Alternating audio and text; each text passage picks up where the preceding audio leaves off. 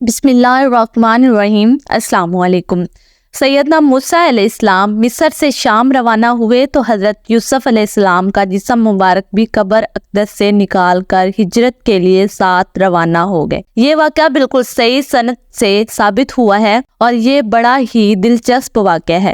یہ واقعہ آپ کو المستدر سے بھی مل جائے گا۔ صحیح سند کے ساتھ امام حاکم نے اس کو امام بخاری کی شرط پر صحیح کہا ہے۔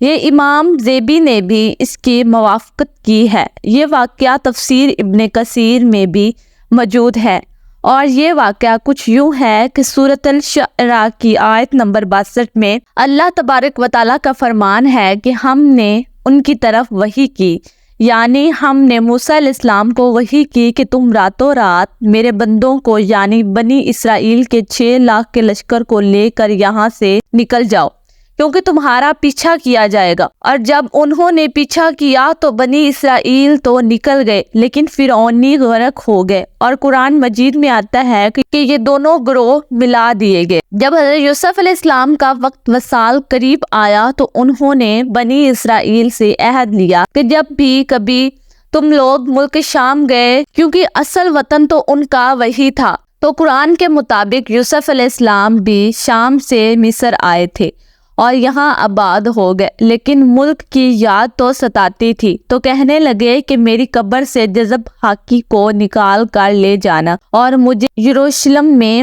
میرے آبائی علاقے میں دفن کر دینا۔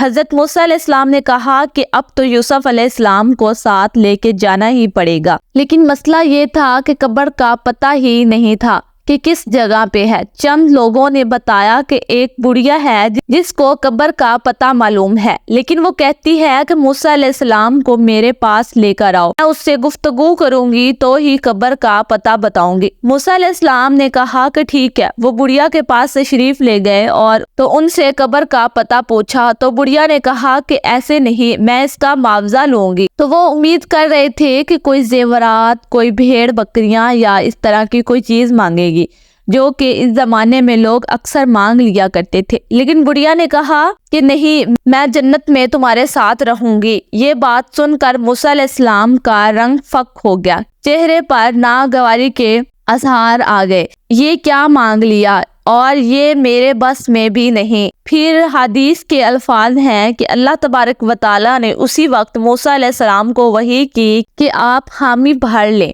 اللہ اکبر، اور حضرت موسیٰ علیہ السلام نے طے کر لیا۔ بڑھیا نے کہا کہ میں قبر کا پتہ بتاتی ہوں۔ وہ ایک تالاب پر لے گئی۔ تالاب بھی خشک اور سبز پڑ چکا تھا، بہت ہی پرانا تالاب تھا۔ جب تالاب کا پانی خشک کیا گیا تو اس کی تہہ کے اندر ایک جگہ مخصوص کی کہ یہاں کھودیں، یہاں ان کی قبر ہے۔ حدیث کے الفاظ ہے کہ پھر انہوں نے حضرت یوسف علیہ السلام کا جسد انور نکالا اور اپنے ساتھ لے گئے، اور یوں راستہ بنی اسرائیل کے لیے واضح ہو گیا۔